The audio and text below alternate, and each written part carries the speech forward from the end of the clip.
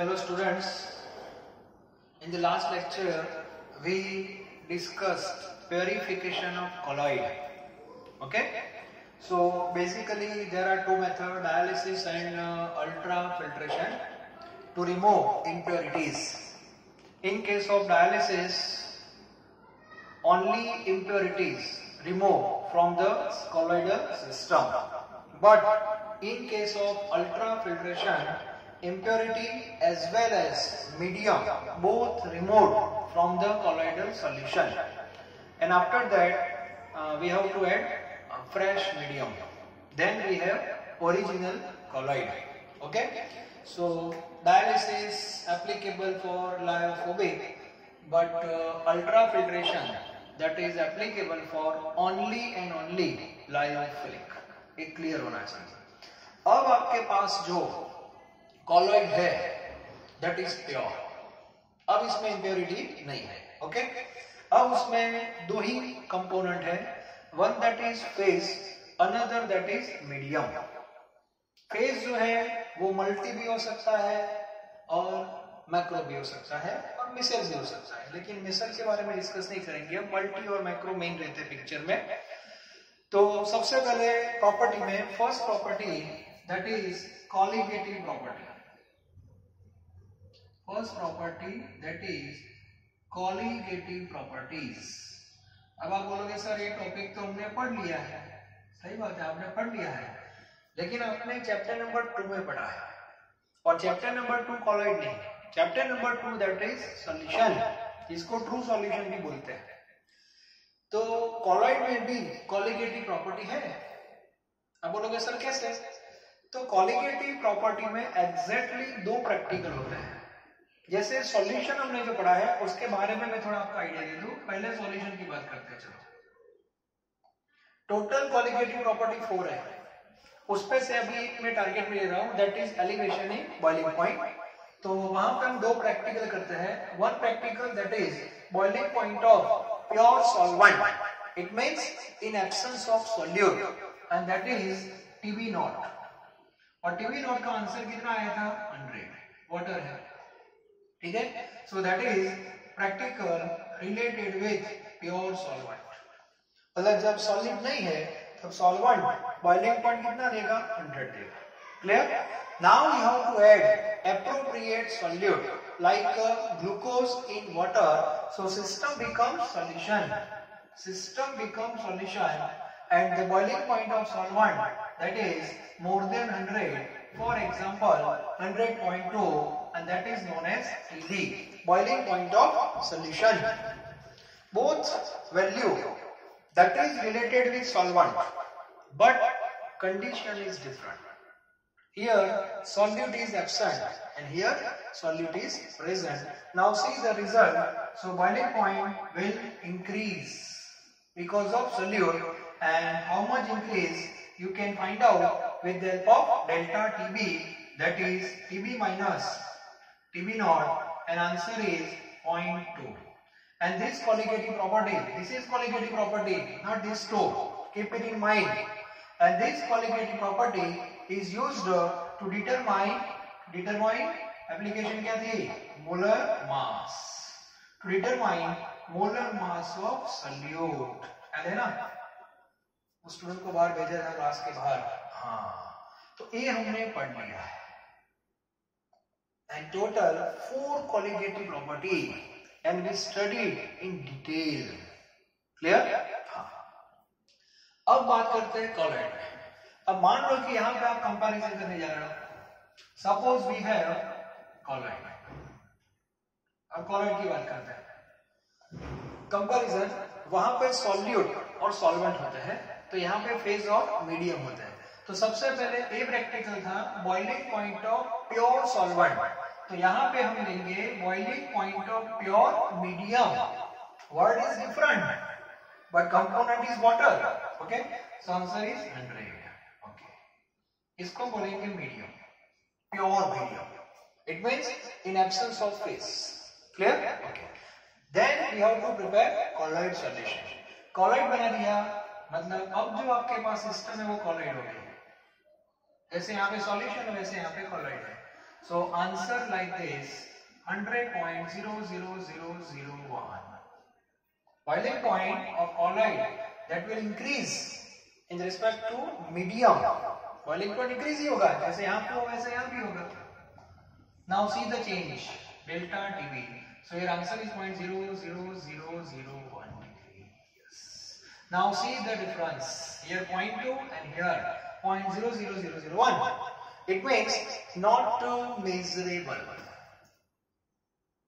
And this one is considerable. And this is not considerable. Why?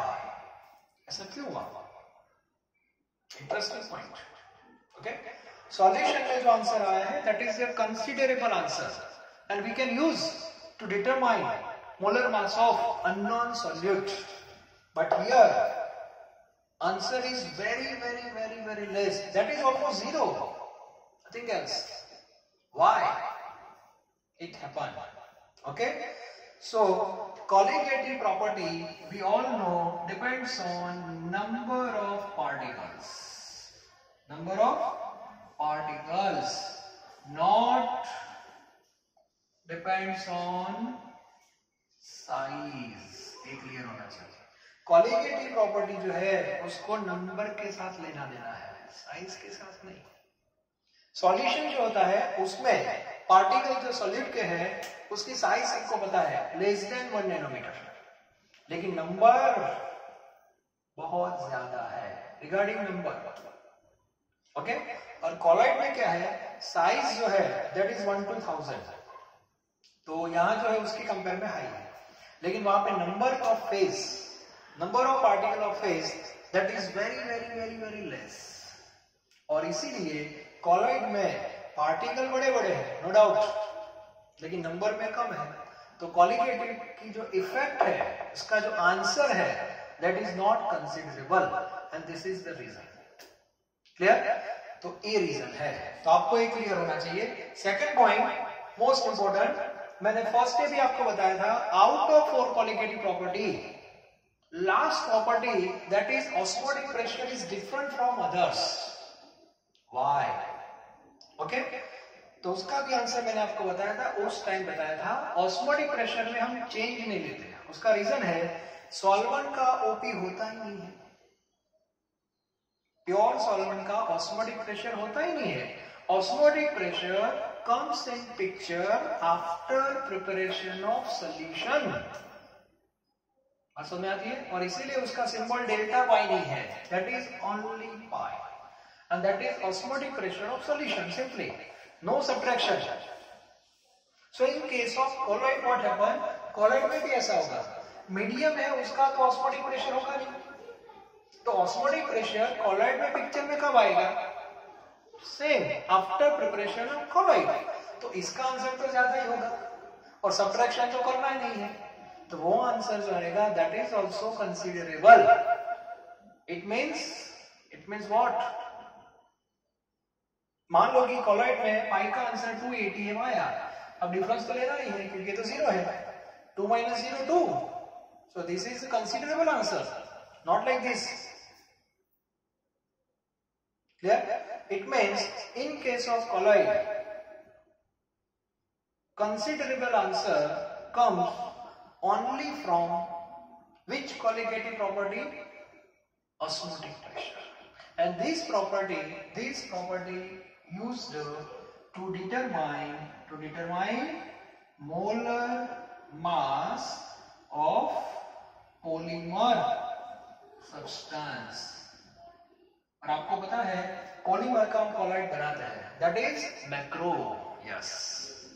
तो polymer का colloid जो आपने बनाया, उसमें जो पॉलीमर है, स्टार्च है, कोई भी हो, तो उसका मोलर मास आप ऑस्मोटिक प्रेशर से फाइंड कर सकते हो. कॉलॉइड बना दो, जैसे स्टार्च का कॉलॉइड बना दिया आपने, और ऑस्मोटिक प्रेशर का पूरा प्रैक्टिकल 2 कंपाउंड SPM ये सब सेट कर दो, और फॉर्मूला आपके पास है phi = WRT mv × I. आपको m फाइंड करना है, WRT/VI पाई कहां से मिलेगा? प्रैक्टिकल से, तो आप m फाइंड कर सकते हो, that is polymer molar mass of polymer. Okay, क्योंकि उसका एवरेज आता है पॉलीमर में. So this is the important property, colligative property. और बीच बीच में आपको कंपैरिजन भी करनी है किसके साथ, सॉल्यूशन के साथ। सॉल्यूशन में all four are considerable, but in case of colloid only one is considerable, that is osmotic pressure. That is not given in your textbook, but this is very important for MCQ purpose. Okay, now another property, that is optical property. Second property, that is optical property. Optical. और 9th और 10th आपने शायद पढ़ा होगा Tyndall effect. I think Tyndall effect, word आपने सुना होगा। टिंडल that is a name of scientist. Okay, तो यहाँ पे भी कंपैरिजन है between solution and colloid. So for that we have to practical, both practical you have to study in dark room. The first thing, that is dark room. तो beaker में आपने सबसे पहले सपोज सॉल्यूशन लिया, solution that is true solution, particle of solute that is very very less, we know less than 1 nanometer. Then you have to pass light.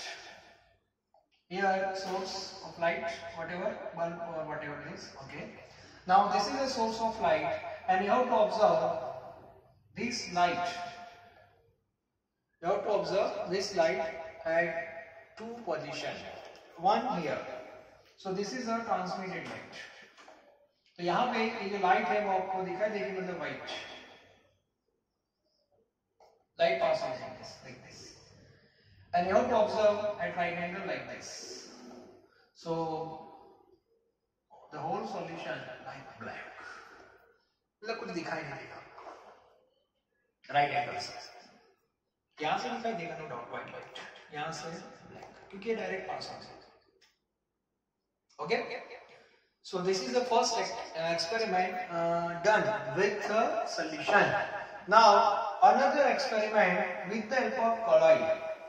तो फिर से dark room में क्या करना है, दूसरा सॉल्यूशन ले लो, that is colloid, and we know the size of particle of phase, that is more than solution.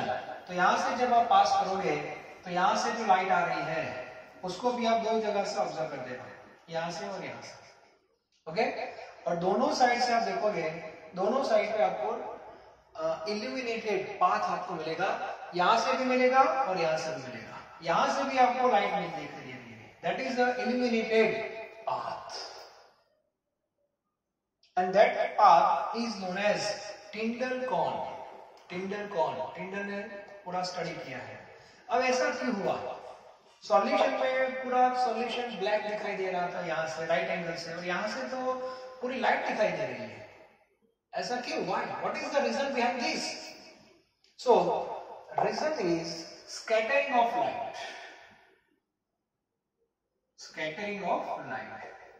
We know there are so many phenomena of light, reflection, internal reflection, बहुत सारे phenomena है light के, and one of the important phenomena of light, that is a scattering of light. It means यहाँ से जो light आ रही है वो जब फेस के पार्टिकल के कांटेक्ट में आती है तो यहाँ से वो लाइट जो है वो स्कैटर्ड हो जाती है, मतलब ऐसे डिवाइड हो जाती है in different different wavelengths, that depends on size of particle. लेकिन मेन चीज ये है क्योंकि पार्टिकल बड़े हैं और यहाँ जो पार्टिकल है वो छोटे हैं, it means large particle can scatter light, and that is possible in only and only in colloid solution. Is it clear? Okay. So this is the basic difference between solution and colloid.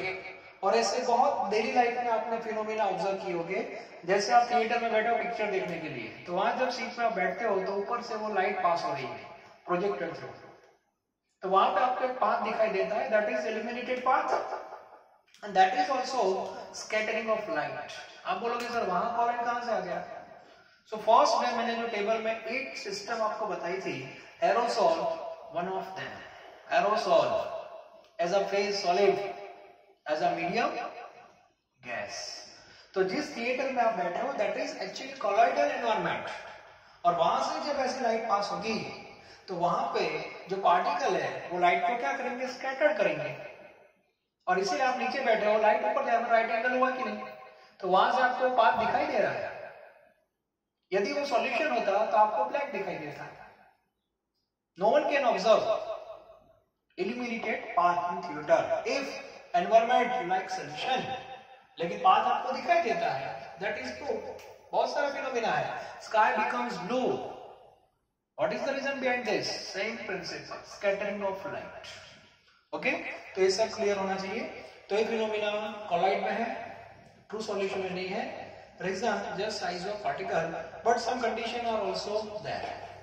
First condition जो है size of particle, size of particle जो है इसकी size, ये जो light है उसकी जो वेवलेंथ है, wavelength you can measure in terms of nanometer, picometer, whatever, that is like length. Okay, तो उसकी जो लेंथ है वो और एक साइज कमी होगी लेकिन बहुत ज्यादा कम नहीं होनी चाहिए, this condition. And second, refractive index of phase and medium, दोनों के बीच में जो डिफरेंस है वो ज्यादा नहीं होना चाहिए। That is condition for scattering of light in case of colloid. Clear? So this is the optical property of colloid. Second important phenomena, ये जो अल्ट्रा माइक्रोस्कोप यहाँ पे आपने रखा है, अल्ट्रा माइक्रोस्कोप, वो माइक्रोस्कोप लाइट गेन कर रहा है, इल्यूमिनेटेड पाथ, उसको इतना पता चलता है कि हाँ लाइट आ रही है बाहर, वो लाइट को ऑब्जर्व कर रहा है, वहां से आप लाइट को ऑब्जर्व कर रहे हो, but you can't see the particle of phase। It means what? Tyndall effect से अल्ट्रा माइक्रोस्कोप की लिमिटेशन है, वो पाथ को ऑब्जर्व कर सकता है लेकिन पार्टिकल की साइज के बारे में वो इंफॉर्मेशन नहीं दे सकता। So this must be also clear, limitation of ultra microscope. Okay, so इतनी इंफॉर्मेशन है। थर्ड जो है that is related with, that is colour. Colloid में जो सॉल्यूशन है वो आपको कलरफुल दिखाई दे रहा है, व्हाई? तो वही लॉजिक है, वही सिंपल है, प्रिंसिपल है जो अभी आपने इंडियन में देखा वही है। जैसे मान लो कि मिल्क है, we know milk, milk is a example of colloid, और वहां भी पार्टिकल होते हैं फेज, फैट के पार्टिकल होते हैं। Milk is a mixture of fat and water, clear? तो ये सब फैट के पार्टिकल है, that is a polymer. Polymer means macro. Okay, अब यहां से जब आप लाइट पास करोगे, अब वो लाइट आप यहां से ऑब्जर्व करते हो और यहां से ऑब्जर्व कर रहे हो, दोनों में मिल्क जो है उसका कलर जो है दैट इज डिफरेंट। यहां से मान लो कि आपको रेड कलर दिखाई दे रहा है, तो यहां से आपको कोई दूसरा कलर दिखाई देगा, that is given in text book, मुझे एग्जैक्टली अभी पता नहीं है। ओके, लेकिन यहां से जो लाइट है that is a transmitted light, reflected light, दोनों लाइट आप ऑब्जर्व करोगे, so color may be different। so this is the characteristics of colloidal solution। मतलब बेसिकली आप ऑब्जर्व कहां से कर रहे हो इस पे डिपेंड है। ओके, गोल्ड का कॉलॉइड है, gold that is a multi, वो मल्टी है, मल्टी मतलब ऐसे बनता है छोटे छोटे एटम्स जो वैसे कंबाइन होते हैं, एक कॉलॉइड है, गोल्ड का कॉलॉइड है। यहां से आपने लाइट पास की, सेम फिनोमिना। मान लो कि यहां से आपको कोई कलर दिखाई दे रहा है, particular colour, after some time colour will change, why? Because gradually association will take place, particle associate होना स्टार्ट कर देते हैं, so size will increase, और size increase होगी तो जो light scattered हो रही है उसकी जो wavelength है वो change हो जाएगी, and once wavelength change, color also change। so this is the property related with color। so ये important phenomena है, Tyndall effect as well as color। तो ज्यादा कुछ है नहीं, लेकिन ये दो प्रॉपर्टी क्वालिटेटिव ऑप्टिकल आपको पता होनी चाहिए। And the last property that is mechanical property. Mechanical property, last property,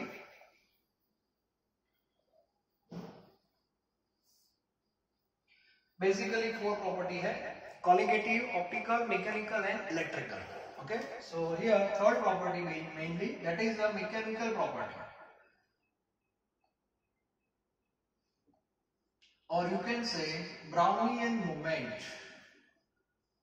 Brownian movement, yes। Robert Brown, that is a botanist, and observe one phenomena, okay, same phenomena observed in colloid। so see the phenomena, suppose this is a colloid and you have to observe, this is medium, you have to observe through powerful microscope. Yes, powerful microscope. This word is very important. Powerful microscope में आप particle को भी observe कर सकते हो. ये diagram का practical नहीं है, अब नॉर्मल कंडीशन है. हाँ, अब आपको कोलॉइड को पावरफुल माइक्रोस्कोप से ऑब्जर्व करना है. फॉर एग्जांपल यहाँ पे 3 पार्टिकल मैंने अभी दिखाए हैं, 3 पार्टिकल. और इसमें से ये जो पार्टिकल है उसको मैं यहाँ साइड में ले रहा हूँ, ये पार्टिकल को यहाँ मैंने लिया. क्लियर? कंटिन्यूअस आपको ऑब्जर्व करना है इसको. After some time position of particle change like this, वो यहां से इधर आ जाएगा. That is there displacement. After some time here like this. So this movement that is like zigzag movement. Yes, ये जो मूवमेंट है that is zigzag movement. Is it clear? Okay. So this is a Brownian movement. Number 2. अब आपके दिमाग में question आएगा कि ये पार्टिकल यहां से इधर कैसे गया. इतना डिस्प्लेसमेंट हुआ क्या नहीं अकॉर्डिंग टू फिजिक्स. तो ये जो डिस्प्लेसमेंट है, what is the reason behind this displacement, कैसे हुआ ऐसे. ठीक है, तो ये जो सिस्टम है उसमें मीडियम के पार्टिकल भी है. तो मीडियम के जो पार्टिकल है वो दिखाई नहीं देते हैं माइक्रोस्कोप में, लेकिन वो धक्का देते हैं ऐसे. लाइक मिस्टर इंडिया पिक्चर देखिए ना. हाँ, तो मिस्टर इंडिया जैसे यहाँ पे धक्का देते हैं और इसीलिए पार्टिकल यहाँ से इधर चला गया, यहाँ से इधर. और ये अनइवन होता है, जो फोर्स होता है दैट इज अनइवन. ठीक है, ये भी क्लियर होना चाहिए. Second point, after some time this movement becomes slow. After some time, this movement becomes slow. Why? Suppose ये जो पार्टिकल है इसकी साइज है फॉर एग्जांपल 10 नैनोमीटर है, इसकी साइज सपोज 20 नैनोमीटर है, इसकी साइज सपोज 30 नैनोमीटर है. And all three having in range 1 to 1000 nanometer. ठीक है. After some time what happen? Association will take place. क्योंकि तीनों पार्टिकल में ऐसी मूवमेंट होगी. So sometimes collision will take place between particles. So what happen? मान लो कि दो पार्टिकल कंबाइन हो गए. So 10 plus 20 that is 30. So size will increase. अब मुझे बताओ, अब जब मीडियम का पार्टिकल यहां से धक्का देगा तो डिस्प्लेसमेंट पहले से थोड़ा कम हो जाएगा. So overall Brownian movement becomes slow. ये भी पता होना चाहिए. और Brownian movement को पैरेलल 2 फैक्टर अफेक्ट करता है. One that is size and another that is viscosity of medium. Size जितनी कम होगी और विस्कोसिटी कम, उतना मूवमेंट ज्यादा होगी, स्पीड ज्यादा होगी.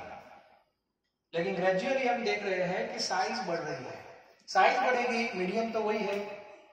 मीडियम के जो पार्टिकल है वो इतने कैपेबल नहीं होंगे कि फेस को वहां से हटा सके. और ऐसा भी हो सकता है 2, 3, 4, 5 दिन के बाद साइज इतनी बड़ी हो जाए, मान लो कि तीनों पार्टिकल कंबाइन हो गए और साइज होगी 30, 20, 10 दैट इज 60 नैनोमीटर. और ये इतनी बड़ी साइज है तो मीडियम के पार्टिकल उसको धक्का नहीं दे सकते. It means you can not observe Brownian movement. Clear? और ऐसा यदि आपको मिले कि ब्राउनियन मूवमेंट आप ऑब्जर्व नहीं कर पा रहा है, इसका मीनिंग कि पार्टिकल बड़ा हो रहा है, तो टेंशन वाली बात हो जाएगी. Due to gravity particle can settle at the bottom. ये भी पॉसिबिलिटी है. तो ये प्रॉपर्टी से आपको पता चलता है कि हमारा कोलॉइड सेफ है कि नहीं है. मान लो कि मूवमेंट कंटिन्यूअस है, मतलब वो सेफ है. और यदि आपको ऐसा लगे कि नहीं मूवमेंट अब बंद हो रही है, तो आपको थोड़ा अलर्ट होना है और कोलॉइड आपने जिसके लिए बनाया है वहां पर उसका यूज कर देना है. क्लियर? और ब्राउनियन मूवमेंट जब तक चलती रहती है तब तक वो ग्रेविटेशनल फोर्स से उसका अपोज कर रही है. So this is the characteristics of colloidal solution. So today we discuss only 3 property. One that is colligative, second optical, that is color also, third mechanical. Okay? तो तीनों प्रॉपर्टी यहाँ पे complete हो गई है. अब जो प्रॉपर्टी हम पढ़ने वाले हैं that is electrical property and that is very very important, जो नेक्स्ट लेक्चर में आपको मैं बताऊंगा।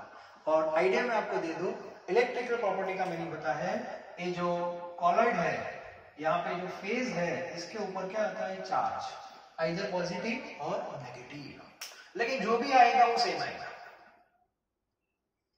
ओके, और एक एग्जांपल मैंने पेप्टाइजेशन में आपको बता दिया था, वहां पे पॉजिटिव आ रहा है, और चार्ज आने से बेनिफिट क्या होता है कि पॉजिटिव पॉजिटिव के बीच में क्या होगा, रिपल्सन, और रिपल्सन होगा तो सिस्टम हमारी क्या रहेगी, that become stable for a long time.